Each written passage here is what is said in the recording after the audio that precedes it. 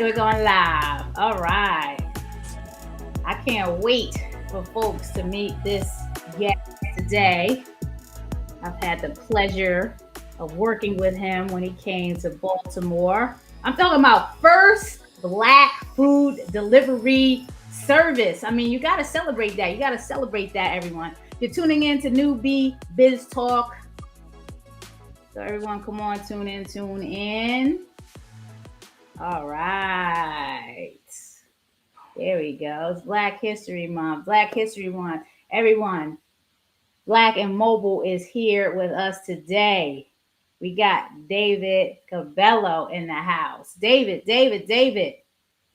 talk to Hey, us. First, right? Am I first. first Black food delivery service?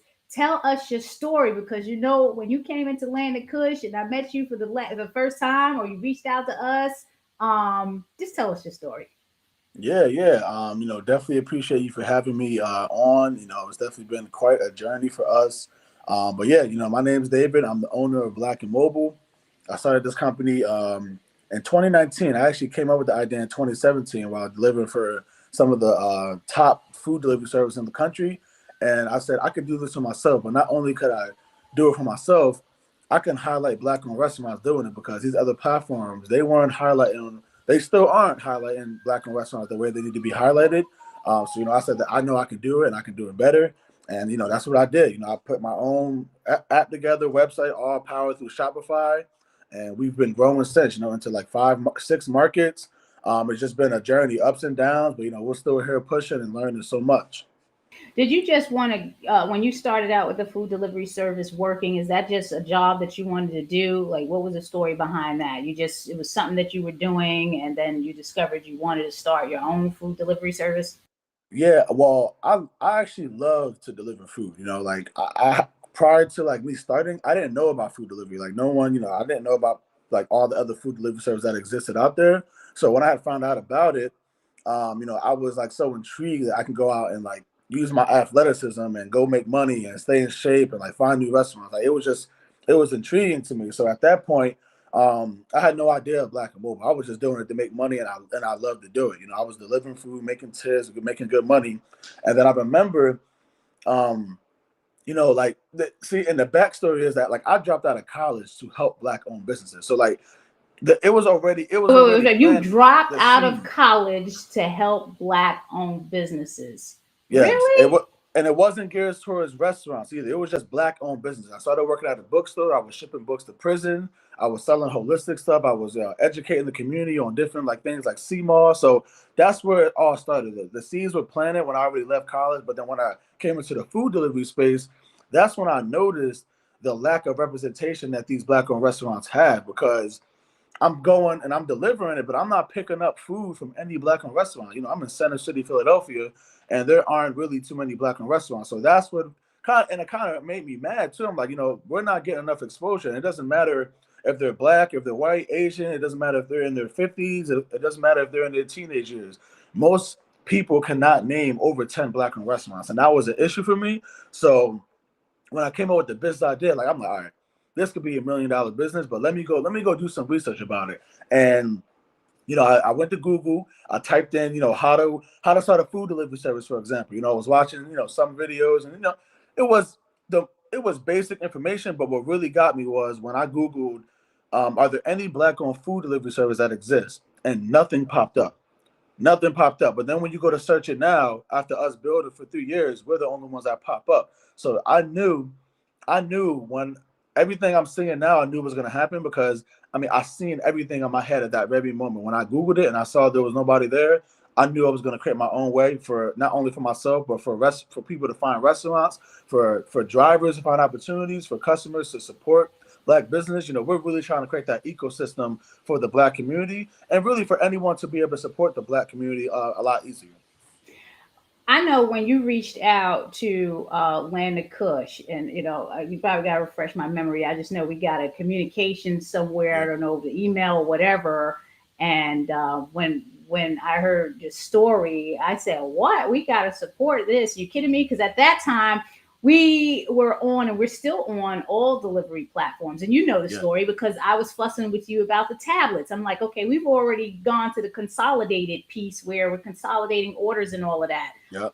Talk about the process of when you got started, because you remember when we talked, and I was like, okay, we don't want to do the tablets, but then we did Yeah. the tablets, and you know what happened with the tablets all over the place.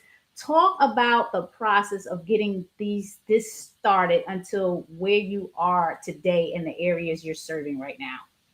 Yeah, it's honestly been one of the biggest challenges for us because I mean, as a young black entrepreneur, I'm trying to do something big, like something that hasn't been done yet. And the challenge is that when you're going against major corporations, um, you're automatically put on that pedestal, and it's not because like the restaurants or anyone is trying to shade me and say like you got to be here for I work for you. It's more of like they already went through all that. All the other services already went through the tablet phase and all the other phases. So now they have an approved system. Restaurants are accustomed to that. And I'm like, all right, well, as a startup, I don't have millions of dollars in funding and all these other things. So I have to like really use my relationship building skills and just really kind of learn as much as possible quickly because like learn about all these POS integrations and different things. There's no black owned delivery service even partner with them. There's no black owned delivery service on Instagram. There's no black owned delivery service on Google My Business. There's none of them on Toast Square. Like there's so many different platforms, and we're trying to get integrated with all of them so we can make sure that we can partner with our businesses. Because these other companies have an advantage because they do have the tech people, the developers, the connections to get integrated with these platforms. So it's been a challenge. I think that I'm just so proud of myself. I'm very hard on myself, but I'm proud of myself. The fact that I find ways to make it happen. We go through challenges, but I found a way to get on all these POS systems. I found a way to connect with the right people. And the work that I'm doing, people find me and want to help me and assist me along the way. So, it's been a lot of ups and downs, through tech challenges, but I'm just proud and I'm glad to say that we made it through it. And, we have everything that these other services offer, and we're still building and we're still growing. And this is literally just the beginning of what Black and Mobile is doing. Yeah, I'm so proud of you. I mean, I remember sending that email up to the consolidated service that we were using at that time and that we're still using. I won't name any names. And I had to Yeah. send an email and say, look, we're trying to get this Black and Mobile delivery service integrated here so that we can print the tickets out. Because the thing was, Yeah. with the tablets, they didn't print. And we had already got the team off of the tablets and into the use of collecting the printed tickets. And I was like, we need these things printed out. So I'm like, can you get these guys on there? And then it was this whole thing about, we only deal with A, B, C, D. I'm like, wait a minute. We're a black restaurant. We want to deal with a black food delivery company. Exactly. You got to make this happen. I remember that because the community needs to step up. We need to support young men, women, people like you that are getting into business. And yeah, tech is challenging. It takes a lot of money, and a lot of money that a lot of people just aren't giving to us.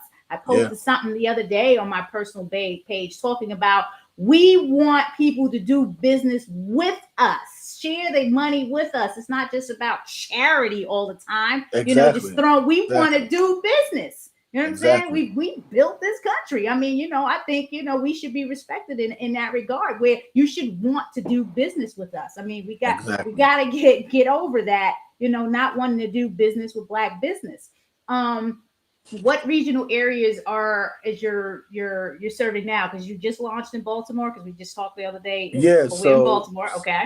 Yeah, so a few months ago, because last year was like probably one of the like most challenging years for us, honestly. So we had to got some bad business deals, had to kind of regroup, and we closed down for about 2 months, and then we kind of just relaunched everything. So it started with Philly as a pilot, then Baltimore. So on the first day of Black Christmas, it was Baltimore, Atlanta, and then parts of New York. And then, the next couple of weeks we'll be going to LA. So I'm in LA actually right now. So, we got restaurants signed up out here. We'll be launching in a few days. We just got our new apps live on iOS, Android's coming. So, we're just kind of rebooting things back up because, we have the support, but we have to make sure it works. And that was the biggest thing for us was like, we get the support, we get the demand, but because of those tech issues, unfortunately, we weren't able to kind of capitalize on it. So, we lost a lot of opportunities, not just money. It was a lot of losses, but also we set ourselves up so we can have, a good comeback too. That way, when we come back, we have to come correct. So, now we have everything we need, and yeah, we're serving all those areas. Detroit will be coming soon, probably at the end of Black History Month. As we like build these markets here, because it's currently 5 markets now. It's going to be Philly, Atlanta, New York, Baltimore, and LA. So, we're going to focus on building these markets out. Getting as many restaurants signed up as possible, and then yeah, I mean, that's all we want to do is partner with the people, and then everything else will come after that. You know what?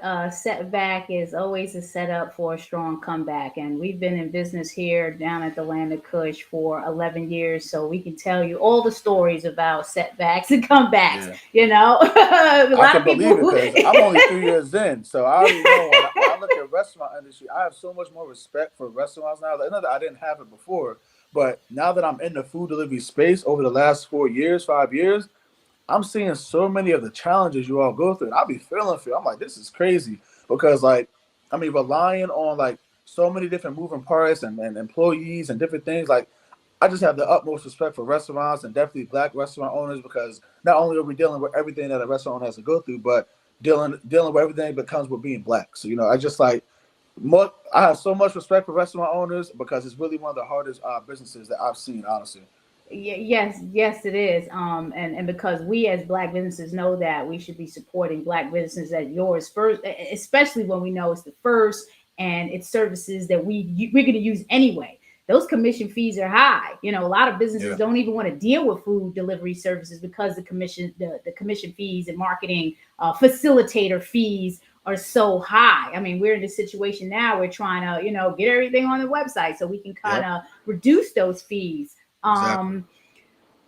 The journey executing your business plan. Now, did you have a business plan before you executed, or did you just go out and I'm going to just do this Google search and just find out whatever? Did you lay out an actual plan of action? I would say yes and no because the thing is, when I first started this business, it was all off passion. Like, I have so much passion for what I do and so much energy. It was all built off that. Now, I had to plan some things. I couldn't just go in there blindly and not research. Like, I definitely researched so many hours, but I actually didn't have like what you say, a professional business plan until what, 2.5 years into business. Like, like that's when I really was going for like, all right, let me try to get investors and stuff like that. Prior to that, I didn't care about investors. It was more about me just getting started because that was the best experience for me. That was the best teacher where like, instead of, again, nothing against college, but for me, it just didn't make sense for me to go to college just to learn something that I had already learned literally by just doing it. I started it myself. I taught myself Shopify. I taught myself everything I needed to know. And not just saying, I read a couple articles. I mean, I researched and researched and researched for a whole year before I even started the business. So, and I was still carrying around the black mobile bag and we haven't even started. So like the dream and the vision was there. And I just kept putting in the work and researching and connecting all the dots, So definitely can't say it was like a professional business plan, but it worked because I got started. I wasn't scared to fail. I wasn't scared to like, you know, not I guess be as people going for fame and popularity so fast. I didn't care about that. That's not my mission here. My mission is not to just get popular off of helping the black community. That's not my thing. My thing is to really help and actually be a benefit, to black-owned restaurants. And that way, of course, we all can thrive. So that's my main thing and my main objective. So it just all happened organically. It's been happening it keeps kind of going organically, but as I grow and as I get older and more wiser, I am putting in the foundation of a business plan and pitch deck and all these different things because it's very important to understand and actually have these things, as you grow as an entrepreneur, if you actually want to raise real money from real investors. Do you have any partners at this time? Does Black and Mobile have any, committed partners in this business right now? So no, right now I'm still like 100% owner. I do have like, I mean, just being honest, like I'm an LLC, so technically I can't legally do anything anyway right now. I'm going to go to C corp, and then from there, I definitely have, people that will be getting equity of the company. Of course, I'm not going to name anyone just yet, but yeah, like people that have been here for me, helping me, assisting me through the challenges, people that have been here from day one. And yeah, those are the people that I want on my team because those are the people I can trust. Now, I do want to give just, props, and I just really want to like share, like how I was able to really get through this. Of course, it's because of me, my team, my mom, my brother. But like someone that really helped me was the Pepsi Digging program. They really, helped us so much through our challenging times, and it helping so many other restaurants. I'm just grateful and thankful that I was able to have that resource, because not a lot of entrepreneurs have it, and I understand my blessings and I recognize them and I appreciate them, because they really helped me through challenging times, and making sure that they can build off of my hard work that I already kind of put in. Yes, exactly. I mean, it's always good to have that strategic partner. So it was great that Pepsi stepped in, the Dig In program stepped in, and helped you somewhat. You talked Yeah. about technology and technical challenges. Were there any other significant challenges? And then what were some of the successes? I mean, I know it had to be some, because I got some orders when the tablet was in here. We Yeah. got some orders. We got to Yeah. see how it worked. So talk about that. Tech challenges has been the biggest thing that's plagued us, honestly, because it's like, I was on Shopify with no like elite system, no advanced and API integrations, and all these different things that was going on now with our system. When it was real simple, we were killing it, and I got it. Of course, COVID was in the mix of that, so no one could do anything but food delivery. But it was once we got the tech, once we started partnering with like developers to kind of do our platform, that's when kind of everything went downhill for us. Yeah, I'll just be honest with you, and You again, would it's think not. it would get better. You think it would get better with the advanced technology and the systems and everything being integrated, and it actually was just worse. We lost so much money. Definitely over $1 million in sales. We definitely lost. And it's hard for a business to be, in their third year to lose that much money. So Oh yeah. we still had a somewhat successful year. So to me, no, I'm reaching for more, but as I think about it and put it into perspective, most business can't grow that fast in 3 years, so I'm just grateful for that. But the tech challenges really set us back. We got into some bad partnerships, honestly, two back-to-back partnerships that were bad as far as developers, and it really just it hurt us so much, because it wasn't more about the technology at the point. It was more about the reputation. It was more about like someone going to the platform having a bad experience and then not wanting to order again. And it's in my control, but it's also so much out of my control, because I don't know how to code. I'm not a coder. I'm hiring and I'm relying on other people. Right. So we're losing restaurants. We got customers that don't want to order. We got drivers. They're not. If no one can order, drivers can't make money. Which it was just a whole system-wide kind of issue for us. So we have to just regroup, take a step, really go out of business for 2 months. Like that was a decision I had to make instead of working with certain people. And I said, I'm going to do that. I'm going to go out of business. I'm going to believe in my company, and we're going to come back from it. And that's exactly what we're doing. And we're going to keep pushing. Is there anything that you would have done differently when you look back when you started this venture? What are some of the things you would have done differently?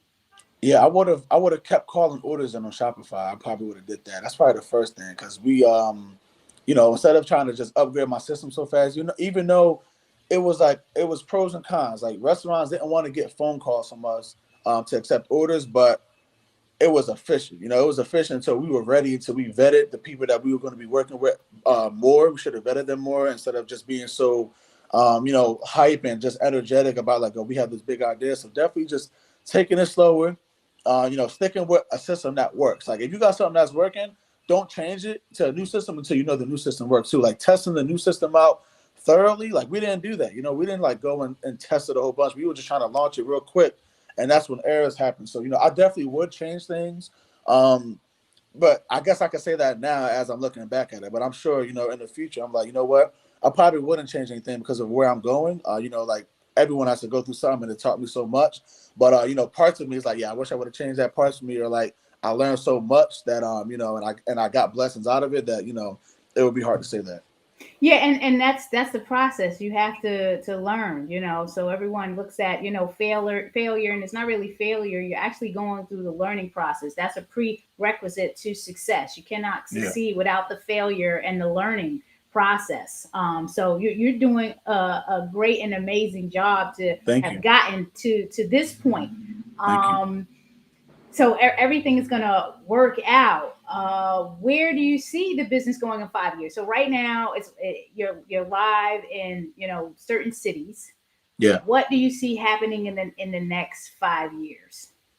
Yeah, the next 5 years, you know, we have so much. I have so many ideas, so many plans. I think the first thing that we're going to focus on is just first having that foundation and becoming like that household name for the Black community. Like you can go to Black and Mobile, and you can order from different Black owned restaurants soon. You can order from all different types of Black owned business. It doesn't have to just be food, but it's right now we're building that foundation. I think that in 5 years my plan is really to be international. Like first tackle the U.S. over the next 2 years. In that fourth and fifth year, start going internationally because there's so many places that could use a service like this, and that can help the community and the economy. Like for example, I mean, there's Haiti, there's Jamaica. There's Africa. Like Uber and them are out there in Africa as well. We can do the same thing. So I think it's all about us growing. Not too fast at a steady pace, and honestly, we can do anything. Like this, I have so many ideas. It's more about just taking it one step at a time. Getting the U.S. market on lock, and then from there, kind of going wherever we want to. Any tips that you can share for aspiring small businesses, whether it's them wanting to get into starting a food delivery service or any business tips or best practices that you can share? Yeah, so I won't give any tips on food delivery just yet, but I will give tips on just a business owner in general. I think that like I was saying, making sure that you research and know your business. You're not just getting into it just because you want to make a bunch of money or it's for the hype. Like you have to do something you're passionate about, and because you're going to be tested, you're going to want to quit. You're going to feel all those emotions, and if you're not really invested in and believe in what you're doing, you're not going to win. You're going to go through challenges and you're going to just give up. So I think that choosing the right thing based off who you are and what you like is important instead of what is popular in the community or for the culture. I also think that slowing down is one thing that I really had to learn the hard way. So I think that slowing down there's nothing wrong with slowing down. Like making sure that you have everything right, and if you operate in different cities or you operate in multiple restaurants, or you're just getting started in the first place. Like just slow down a little bit, make sure you get it right before you kind of expand further than that. And I would say the last thing is and this is really geared towards the Black community. This one is making sure that you have everything in order. This can be from taxes, lawyer, like making sure you have an accountant, making sure all the legal stuff is done, because a lot of people don't ever really worry about that until it's too late. So I think that that's a big thing. We're making sure, and again, I'm saying that so easy, but it's not easy to get a lawyer and accountant and keep paying them, but once you get to a point where you can afford that, definitely do it, definitely invest in it sooner than later, because it really helps. They have your back, and so much expertise that you can really make sure that you are complying and all that stuff, because you would just hate for something bad to happen. Like that's one thing that I've learned as well. And another idea behind that is to get, if you have young professionals getting involved with business, you can find a young lawyer, a young accountant, and maybe build a partnership around them with that. I see a lot of partnerships happening like that. Those are three partners. You have the person that's going to execute the visionary plan, and then you have your lawyer, and then you have your accountant, and then you're going to build that organization around that. So that's also an idea, and then everybody has a vested interest in the success of the business. How can we support you, David, and One, the one, business? one minute, 1 minute. The volume went out because someone gave me a call, but now Do you hear the me? volume's out on my end. Oh, I can hear you. All right. Well, if you You can hear can't me, hear I can me? just know I can't hear you though. You That's the can't only hear thing. I me? can't hear Okay, you hold on one second. because someone just called me. And say, okay, Um, it's been the volume's been out all this time. Can you hear me now? Can you hear me now? yeah. So I can't. No. Do you want me to like join again? Want me to join again? I can leave and join again. Just that I can't hear you at all. Wait. I. Oh no. I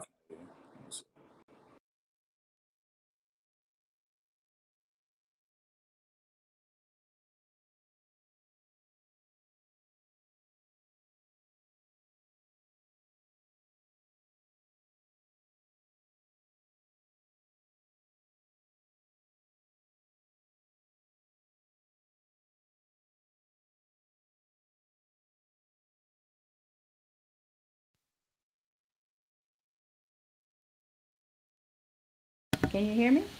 I mean, I can hear. I don't know if it was. I don't know. We just lost David. I don't know. Okay, there you go. Okay, can you hear me now? Can you hear me? Can you hear me? Someone called, then I couldn't hear anything after that. But can you hear me right now? Yeah, I can hear you. Yeah, because I could hear. I heard you clearly, so I'm not sure what was going on. Okay. Okay, as long as you can hear me, you can, right? Clearly, because you're fading in Clearly, and clearly. out. Okay, great. All right. So how can we support you and your business? Yeah, I think that the support comes from like, different angles. I think that first, like restaurants, like how restaurants can support us. It's really just about, partnering with us, giving us a chance, and like, uh the more restaurants we have on the platform, the more users want to order. They want options. So I think that from a restaurant standpoint, giving us a shot, partnering with us, that's one thing. Customers, as well, making that switch. Like giving us a shot, instead of these other food delivery services that don't really highlight Black-owned business. Know that when you support us, you are supporting multiple Black-owned businesses, probably a Black driver. Creating employment opportunities. So it's really more about community-based and mission-driven for us versus just it is about getting you some food too. We want to make sure you can eat, but Right. that's the way as well. And I think that just following us on social media, downloading our apps, giving us reviews. If you tried the system out before, giving us an updated review if it works better. And yeah, I think just supporting us and giving us a shot is the best way as we continue to grow. And how do they download the app? Yeah, so you can go to the App Store on iOS and just type in Black and Mobile. Android will be live next week. We have to rebuild the entire app, so next week Android will be live. Then Black and Mobile is on Instagram. You can just type that in. Black and Mobile on Facebook, on Instagram, Twitter. We're most active on Instagram, so I would definitely suggest people to follow us on that platform. Awesome. Well, David, it's always a pleasure. And I'm going to be turning our system on in the next couple of minutes and, Perfect. shout you out. We're on Perfect. Black and Mobile. Order food from the land of Kush through Black and Perfect. Mobile. Again, it's Black History Month, but it's Black History 365. Every month we should be Exactly. supporting Black businesses, not just waiting for February to really go all in. So support Black 365, support Sure. Black businesses, and buy local, all that good stuff. Is there anything else you want to say before we go? I think I covered. I think I covered a lot. I think that it's definitely important just for people to know that supporting Black-owned restaurants is just really one of the most important things in our time right now. As a Black person, anyone can support us, but just as a Black person, like knowing where our restaurants are, our businesses are in general, and keeping the dollar, it's not just some cliche thing. It really makes a difference, and I would just encourage everyone to try it this month, of course, but continue because we're here. There's Black-owned restaurants that's not going out of business. They've been in business. They're waiting for the support. We're going to create a channel that way. It's every month of the year, not just February. So I would definitely encourage people just to keep supporting us, during this month and just all year long. Exactly. If you're tuning in, just like NewB Biz Talk on Facebook, follow us at NewB_Biz Talk on Instagram. And then we'll join the NewB Biz Talk group on Facebook so we can kind of talk and share some ideas and answer some questions for you. Thanks again. Tell your friends, share. If you're an aspiring business owner, tune in. If you are a small business owner that's been successful, and you want to share some information, please reach out to us. We're always looking for amazing guests like David Cabello of Black and Mobile. All right. Well, here we go again, y'all. This is it. Black and Mobile. Order through Black and Mobile to get the culture delivered. And yeah, until we see you again, please be well and be safe. Thank you so much for having me. Thank you so much. See you Not later. a problem. Bye-bye.